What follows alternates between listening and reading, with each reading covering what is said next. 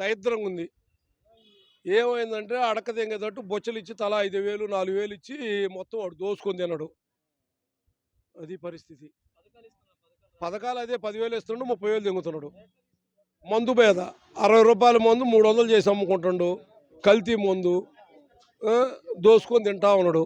Cement ఉంది, బస్తాకు రూ. 5 కమిషను. ఇనుము ఉంది, కమిషను. ప్రతి ఒక్కదానికి కమిషను. జనాలకి ఇచ్చినట్టు ఇస్తున్నాడు, బిస్కెట్ వేసినట్టు వేసి తీసుకుంటా ఉన్నాడు.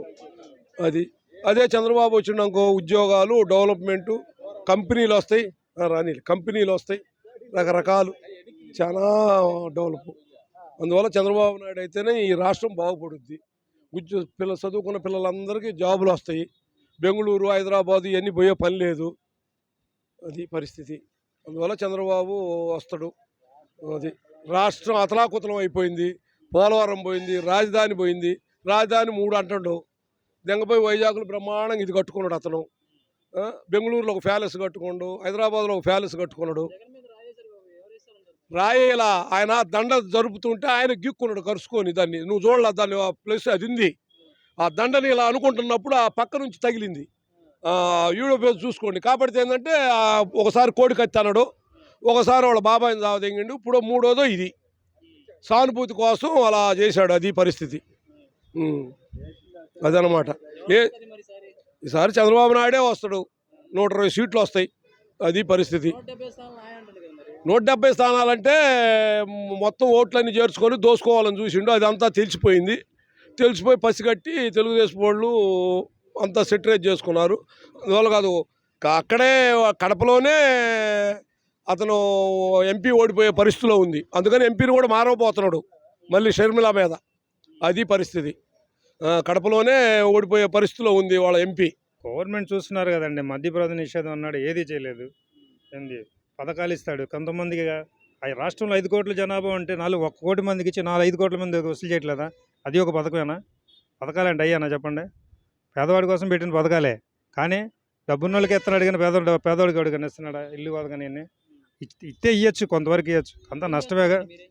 ఏమీ ఆటోనండి, ఇంకేం లేదు. ఆటో వేసుకుని బతికేవాళ్ళమే. 10,000 వస్తున్నాయండి. 3 సార్లు ఇచ్చాడు, 4 సార్లు ఆపాడు. ఎందుకంటే నేను టీడీపీ గురించి గట్టిగా మాట్లాడాను. మీ ప్రభుత్వం ఏం చేయలేదని అడిగారని చెప్పి ఆధార్ కార్డు నెంబర్ తీసుకొని అది బ్లాక్ చేసేసాడు. వైసీపీ వాళ్ళు బ్లాక్ చేస్తే నీకు రాలేదు, లాస్ట్ టైం రాలేదు. రాపని నష్టమే లేదు. 10,000 ఇస్తున్నాడు, 20,000 వసూలు చేస్తున్నాడు మా దగ్గర. నష్టం ఏమని చెప్పండి? ఆసిపోతుందిగా బాగా కూడా. పెమ్మసాని చంద్రశేఖర్ అని నిలబడిన అభ్యర్థి కంపల్సరీ గెలుస్తాడు.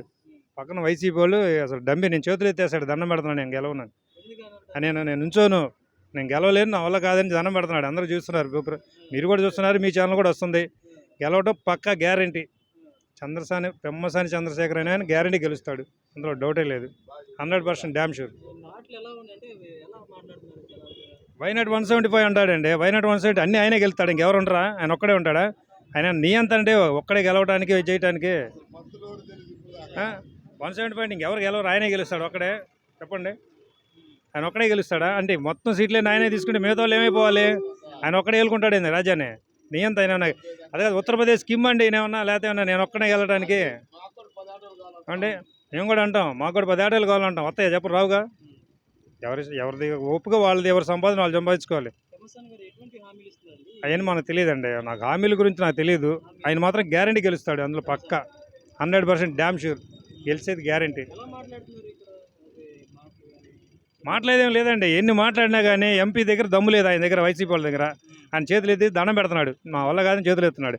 గెలిచేది మాత్రం చంద్రసేనే, పెమ్మసాని చంద్రశేఖర్ గ్యారంటీ గెలుస్తాడు, అందులో డౌటే లేదు. Okay, thank you.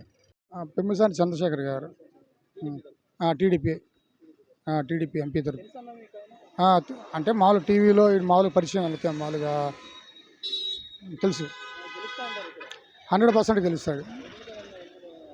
అంటే అతను చరిష్మా కానివ్వండి, మామూలుగా ఎన్నో వేల కోట్లు ఆస్తి ఉన్నప్పటికీ అమెరికాలో అక్కడ ఉండి కూడా అతను ఇక్కడికి సమాజానికి సేవ చేయాలనే ఉద్దేశంతో ఇక్కడ రావడం జరిగింది.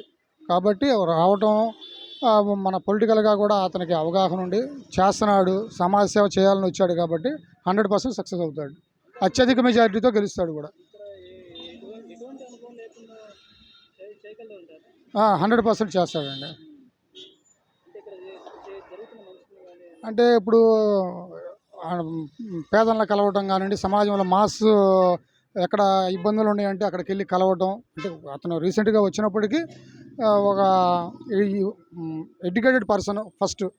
అందువల్ల ఏంటంటే అతనికి సమాజంలో ఏం జరుగుతుంది, ఏం జరిగింది, గత ప్రభుత్వంలో ఇప్పుడు వైఎస్ఆర్సీపీలో ఏం జరిగింది, ప్రజలు ఏ విధంగా నష్టపోయారు, ఆ విధంగా అన్నిటి మీద దృష్టి పెట్టి సమాజానికి వెళ్ళి సేవ చేస్తున్నాడు. తిరగటం కానివ్వండి, అతను వెళ్ళి మోడిఫై చేసి జనాలు చెప్తున్నాడు కూడా. అది ఏం జరిగింది గవర్నమెంట్లో ఆయన ఏ గవర్నమెంట్ ఎలా ఉంది ఏ గవర్నమెంట్ ఇప్పుడున్న వైసీపీ గవర్నమెంట్? వైసీపీ గవర్నమెంట్ అంటే దానివల్ల ఇప్పుడు మీరు ఏం చదువుకున్నారు? ఆ, డిగ్రీ కానివ్వండి, బీటెక్ చదివిన వాళ్ళకి కానివ్వండి, ఉద్యోగ అవకాశాలు ఏమైనా కల్పించారా ఈ గవర్నమెంట్లో? ఏమీ లేదు. డెవలప్మెంట్ ఏమైనా జరిగిందా? రోడ్లు కానివ్వండి, ఇంకా ఏదైనా కంపెనీలు రావడం కానివ్వండి జరిగినాయా? గల్లా జాదవ్ కంపెనీ ఉంది కదండి, కియా మోటార్స్. ఆ కియా మోటార్స్ వెళ్ళిపోయింది, గల్లా జాదవ్ ఎక్సిడ్ ఇది వెళ్ళిపోయింది. ఆ విధంగా చాలా కంపెనీలు ఇక్కడి నుంచి వెళ్ళిపోవడం జరిగింది. ఇప్పుడు ఇతను డెవలప్మెంట్ చేశాను అన్నాడు వైఎస్ఆర్సీపీ గవర్నమెంట్. ఏం చేశారు డెవలప్మెంట్ చెప్పండి? ఇప్పుడు చేస్తాను మరి ఎటువంటి హామీలు ఇచ్చారండి ఎవరు చంద్రశేఖర్ గారు? వచ్చినప్పుడు గవర్నమెంట్, టీడీపీ గవర్నమెంట్ వస్తే, అధికారంలోకి వస్తే పేదలకి సర్వీస్ చేయడం విషయంలో కానివ్వండి, కంపెనీలు తెప్పించే విషయంలో కానివ్వండి, డెవలప్మెంట్ చేసే విషయంలో కానీ 100% భరోసా అతను ఇస్తున్నాడు. 100%.